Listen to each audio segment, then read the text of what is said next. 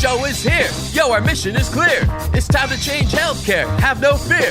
Today is the day. This is the hour. Together, you know we've got the power.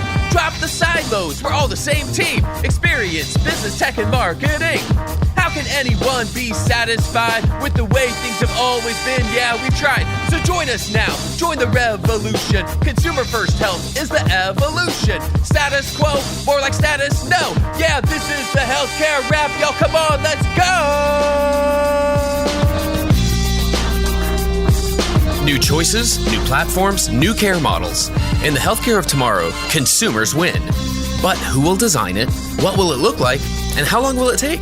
We're here to answer those questions with some provocative thinking about how to create the healthcare that people actually want. Ready to roll up your sleeves, look at the world a little differently, and explore the frontiers of consumer health together?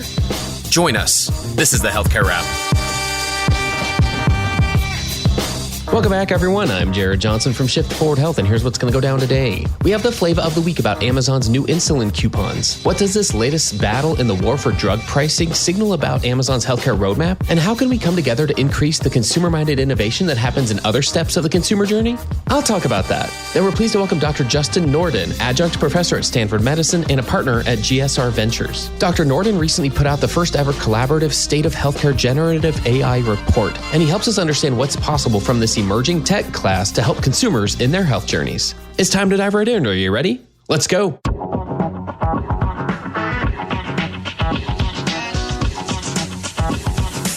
Flavor of the week. Are we couponing our way to a healthier America? Forbes reports that Amazon Pharmacy is rolling out coupons that automatically reduce customer costs for insulin to as low as $35 a month on more than a dozen diabetes care brands. In August 2022, President Biden signed the Inflation Reduction Act into law, which capped insulin costs for Medicare beneficiaries at $35 a month. But many other Americans with diabetes still struggle to pay for their insulin. Meanwhile, there are still pharmacies that charge much more than $35, with costs and prices confusing and varying wildly. I like how Zane put it. He said Amazon continues to apply its supply chain prowess and make online retail experiences fast, simple, and personal. This is apparently the next battle in the war of insulin prices. In July 2022, United Health Group eliminated out-of-pocket costs for insulin in standard fully insured group plans. Then less than a month later, their Optum arm announced a partnership with Sanofi to make insulin available to people with diabetes who don't have insurance. They made a 30-day supply available for $35. At the time, I referred to these moves as quiet game changers. My personal research revealed that Mark Cuban's company didn't offer any of those meds, and while Amazon Pharmacy did, their prices for the same doses ranged from $193 to $570. So this is a big change for Amazon, yet it's no surprise that diabetes care is a focus area for them. Diabetes care has long been a starting point, both medically and economically. More than 7 million Americans require insulin daily. So we're not just focused on people with commercial insurance who are actively engaged in their health, we're also talking about millions who are uninsured or underinsured and are hesitant to seek care. Now that Amazon has stepped up its coupon game, it reveals yet another signal that they're not abandoning healthcare. They also haven't signaled any interest in owning hospitals for that matter. Instead, they continue to plug into the ethos of consumers' expectations and plug away at edge cases. And maybe that's where they see more short-term wins. Pharmacy, generic medications, telehealth, primary care, all packaged up as convenient and accessible. Remember, every part of the consumer experience has room to improve. Reducing insulin costs can have profound impacts on our society's health and well-being. My challenge to you is that as innovative as Amazon appears to be,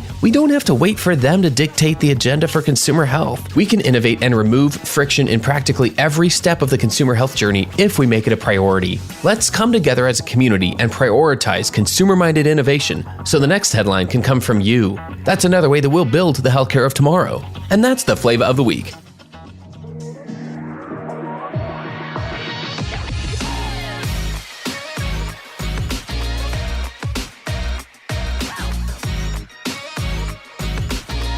The flow. All right, everyone, let's get into the flow. Please join me in welcoming Dr. Justin Norden. Dr. Norden is a partner at GSR Ventures and an adjunct professor at Stanford Medicine. Dr. Norden, welcome to the Healthcare Wrap. Jared, thanks so much for having me here. Yeah, what would you like our listeners to know about you personally and or professionally? Absolutely. So I've had a bit of an atypical career path, starting out as going to be a physician, becoming a computer scientist, moving into the startup world, and then finally moving into venture. I like to say that for a long time, I've been focused on this, intersection between technology and medicine, although when growing up, I just had no idea how it was going to get there. I think what's really exciting is right now, and I'm so fortunate to be able to teach at Stanford in digital health, and then more recently in generative AI in medicine. And we really are a true inflection point of what the technology is capable of. And it's really exciting to think about how we get this incredible technology into our intricate and complicated and safety-first healthcare system. It sounds like you had a line of sight to what's happening, but I wonder if, 8 to 10 years ago, if any of us knew that there would be courses on generative AI in medicine being taught. It's just a tribute to how quickly things are happening. Things are certainly changing fast, and as a brief anecdote, even things within AI and technology, people really haven't seen this pace of change. One of the fun things we did in class was initially, it was supposed to be a 15-person research seminar when we, designed the course a little bit over a year ago. As we got closer and closer, ChatGPT launched, catching the world by storm. We ballooned to getting more than 70 people trying to bang down the doors, trying to get in, which is, a nice problem to have. So hard to have a discussion with that group. So one of the things we did was just do a quick recap weekly. What happened this week in generative AI and medicine? And each week, there were no disappointments. Just the pace of innovation and things changing are happening so fast. And I'm sure we'll get into more of that in a moment. Yeah, absolutely. Well, I'm intrigued also by the fact that you mentioned you have had an atypical career path. Is there a piece of career advice that has stuck with you along the way, and why? There's one piece of advice that I received, early on in my career, especially I was going down the route of pretty traditional academic medicine. And I say it all the time to other people in healthcare, but you need to talk to people outside of your main industry. Talk to more people, understand what they're doing, understand how they see the world, how they attack problems. And especially for people in healthcare, it's just so important to see there are other ways to do things. There are other ways that people are thinking about technology, that people think about change, that people think about problem solving. And that single piece of advice has just served me so well, especially as I've navigated, a lot of different areas. That's great. And I imagine that it's helpful to be adaptable along the way. Well, I'm really excited to dive into a couple of things with you here today. Maybe we can start by level setting about AI in healthcare. There is so much hype right now. But where do you see the greatest opportunities? And is it all clinical, or are there non-clinical applications that are exciting you as well? So, people have been talking about AI in healthcare for more than a decade. People have been dreaming of clinical decision support tools, chatbots to automatically make diagnoses, radiology, you name it.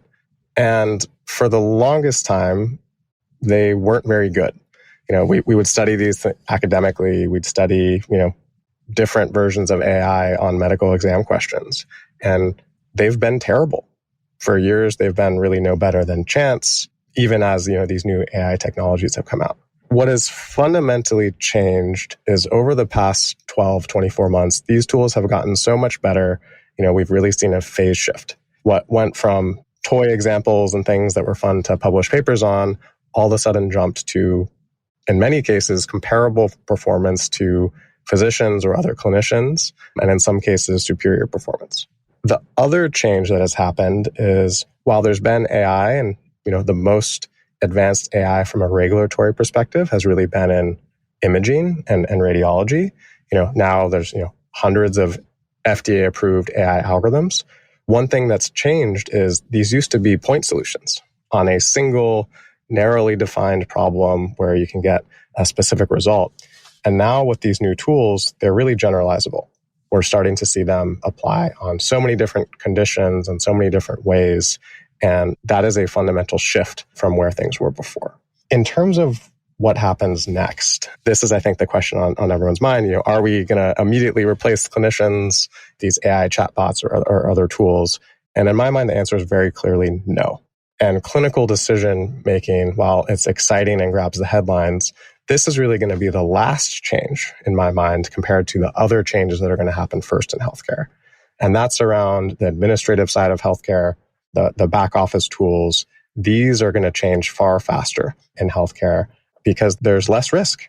There's less risk, there's less regulation, and there's still huge problems to solve. So where we're seeing things now, every week we see a new announcement, a new company, things like note-taking. One of the banes of clinicians for years and years, and it's possible to solve now and really change how people are doing this, something that people have been working on for decades. And now we have the tools to do it. And now a number of companies, even dozens of companies, are claiming that they have the solutions today. And I've seen a number of them, and they really do work. So it's on the administrative side is where we're going to see things first, but we can go into more detail soon. That's great. So you recently put out the first collaborative report on the state of healthcare generative AI. Can you tell us about the report, and then we'll dive into some of the key findings? Yeah, I think one of the things about the report and what's happening is I sometimes forget when we're stuck here in Silicon Valley, or talking on Stanford campus. People are so excited to see where the technology is.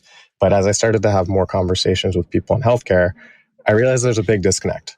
There's a big disconnect between what the technology is, how it works, what are the opportunities to go after first. And so that's why we said, hey, let's just try to organize our own thoughts, and maybe others will find it interesting too. And we're just thrilled by the response.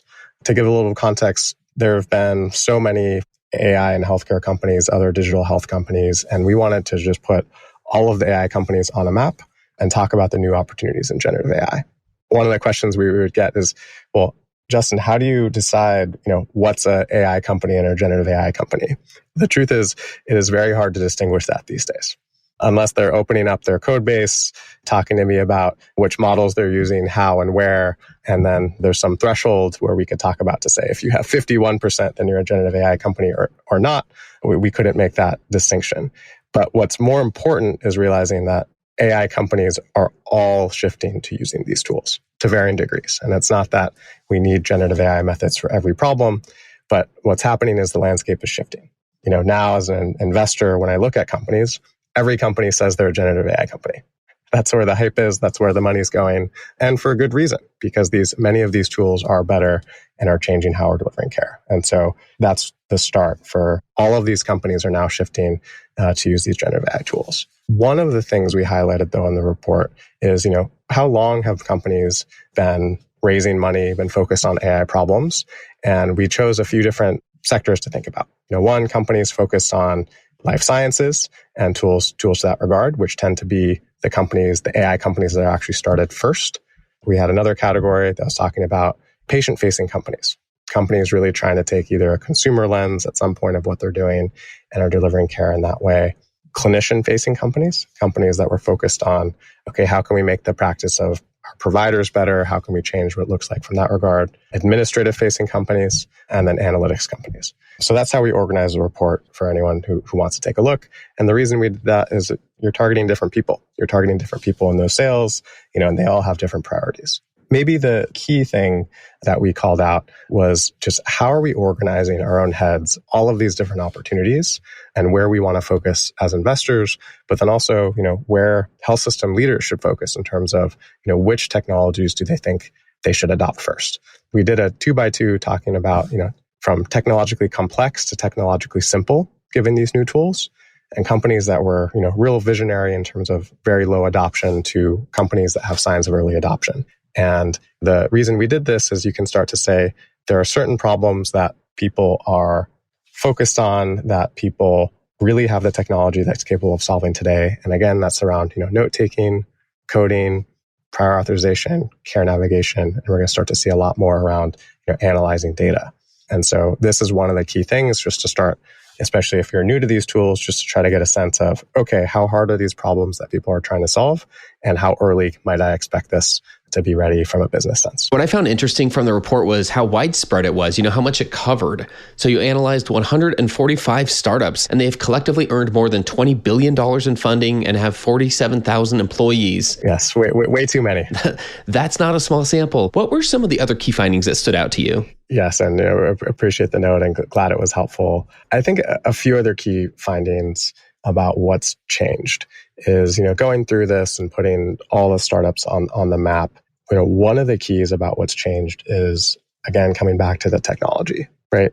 You mentioned how much money has been raised already in AI. And one of the things that's come up with this new technology that's become available in the past 12 to 24 months is the architectures for how these companies are actually solving the solutions are changing, right? We've undergone kind of a paradigm shift of how we're going to organize the data and how we're actually able to solve those problems. When previously these AI companies would spend tens of millions of dollars, if not more, to build a specific model wrangle, 5, 10 healthcare systems to give them their data, to train that model, to, as you mentioned before, hope to solve a solution.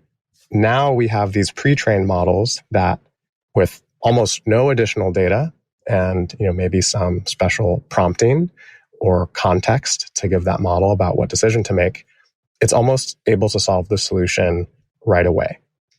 And that's not for every problem, but that's for a lot of problems now in the healthcare AI space. And so the technology barrier has come down significantly. So what does that mean? Now that the technology barrier to do these tasks that used to take tens of millions of dollars, huge engineering teams, can now be built even with a 1 or 2 person startup.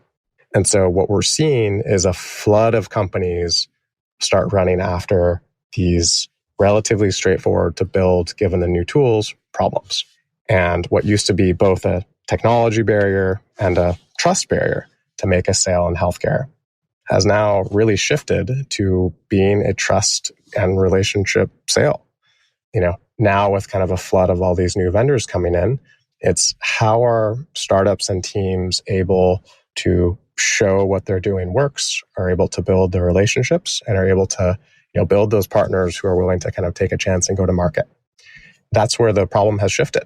It used to be these 2 barriers, and now it's really focused on how do you build trust and sell and partner with these health systems. Oh, that's fascinating. I'm fascinated by the trust barrier that you mentioned, and I'm curious how that applies with consumers. When we talk about consumer trust and whether that could hold the industry back, what are your thoughts on that? Like, how does consumer trust come into play here? Trust is everything in healthcare. And it's funny, we're coming back to this issue now with talking about AI and generative AI. But trust and consumer trust has been paramount for healthcare delivery for decades, if not centuries, right? And choosing the provider you want to work with, so that you can build a therapeutic relationship. If you get the right advice or the right medicine, that people will actually take it. And so healthcare has always been about trust building. What's interesting and different today is now we have all these new tools that people and consumers, everyone has to go figure out. They go try ChatGPT for something and it gives them the wrong advice, and then maybe they throw it away and they might not pick it up again for months, despite the fact that, the next model came out and it's far better actually than it was before. And so there's this really interesting balance of companies now thinking about when do they implement these AI tools and how not to lose the trust with consumers that has been built up for so long. What's a little bit scary is we typically, have, the FDA and the ONC here to regulate and help consumers navigate through what is safe and not safe. Where should people place their trust when dealing with their own health, which is one, if not the most important thing to think about. And right now, that's a little bit of the Wild West in terms of those regulatory bodies figuring out what they should regulate, what they shouldn't regulate. And we're seeing tools come on the market. I won't call it out by name, but companies are now trying to give out medical advice online using these new tools. And consumers are choosing to trust them and use them because it gives them a faster answer and they don't have access to a doctor or it's cheaper. And so there's a really interesting shift that's happening of consumers deciding to lean in and use these tools, despite the fact that they don't have the typical regulation around them because they're cheaper and easy to use. And if medicine doesn't catch up fast enough, I actually do think consumers will go around the regulation and start accessing these tools anyway. So we're at a really interesting time there. Yeah, you know what? I can think back to conversations that were happening, say, 8 to 10 years ago about medical professionals, some of whom were really leaning in when online content was a pretty new thing. I'm talking audio content, videos, articles. Google had really hit its prime. So organic content in search engines was a way to drive people to certain places, to cause behaviors and certain actions to happen. And that's where a lot of energy was spent. But then it was still slow to be adopted by a lot of medical professionals. And I will say, rightly so. There was this famous meme that it was going around all the time of a coffee mug that says, "Don't confuse your Google search with my medical degree." And again, there's a lot of value to that. At the same time, there were those who figured it out really early on. There were doctors who said, if I just make a few videos and I share some of the content that I share with patients every day, and I put that out online, that can actually scale good information. There was another saying I'd hear around that same time that was something like, how much can you complain about misinformation online if you're not putting out good information? So it was kind of a call to action to put out good content online. So I recognize there's a lot of balance there, and it doesn't mean that it makes sense for everyone to be publishing content. But I remember those discussions happening, and I feel like we're at this similar inflection point right now where we could be accelerating these conversations and bringing up some of the same points legitimately of if consumers are just going to naturally trust some news source because it's a more expeditious way to get an answer, well, then we have to accept that reality and maybe even lean in. And that's going to affect just how a lot of information gets in front of people who are trying to make health choices. I think it's just fascinating to see where things could go from here. It's exactly right. And, you brought up, I love that mug. And the other mug we see is, don't confuse your Google search with my up-to-date search, right? Doctors don't know things all the time and are always looking up information, sometimes during patient visits, in which cases I've certainly seen before. This is just a changing of this previous problem. I think what's changed now is it's just the access to the information has improved by 10x, if not 100x, in terms of both consumers and clinicians searching for those informations. And so that gap between them has shrunk. That access to knowledge or knowledge in context has changed. To give you some data, obviously it's a very specific sample, but students from class, almost 80% of them were comfortable getting medical advice through AI before speaking to a clinician. And granted, this is people in Silicon Valley. Some of the students were clinicians themselves, so that was part of their answer. They said it was a brainstorming tool. They wanted to be better informed about the type of questions they wanted to ask before they visited their doctor. It was for convenience as a complementary resource. So people weren't talking about replacing their doctor using these AI tools, but people still wanted to get that advice first. I think we really are going to have to embrace it as medicine because in some sense we can't put the genie back in the bottle, even despite people are talking about regulation, OpenAI, these big companies, can we put it away? Facebook just a couple weeks ago now released Llama, a open source model that people can download and use on their own. And so we're never going back to a scenario where these tools aren't available and aren't being used. And so we really have to embrace it as medicine to work with our patients and build trust with them.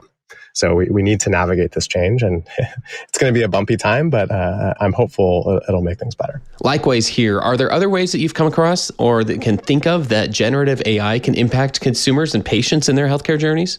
So many ways. And I'll preface, this is not medical advice. I'm not advocating to do this, but just maybe outlining a few different ways that I've seen patients, students in my class, have used myself to think about these tools. So, one is the, most obvious spot where everyone says, well, hey, can the AI diagnose me? If I put in my symptoms, what are the list of conditions I get back? So that's the easy one. But there are a bunch of other use cases too that people are finding really useful. When people now get their labs or imaging back, maybe they have access to their notes now and they get this cryptic report in medical wording that's really hard to understand. People are putting their own information into one of these tools to summarize and say, hey, can you explain this to me maybe in my own native language, maybe just in a way that's more simple to understand? How about in a way that I can explain to my 5-year-old so that I can talk to them about what's happening? And so there's this translation, both literal in language as well as just in explaining the medical terminology in a more understandable way that patients are finding really powerful to use today. And again, they're not perfect, but neither are the other tools available. Not everyone can get a physician on the phone. They get their labs back. So how can people use these tools to learn more about their own conditions, about their own labs, about reports that are coming back? Has been really powerful.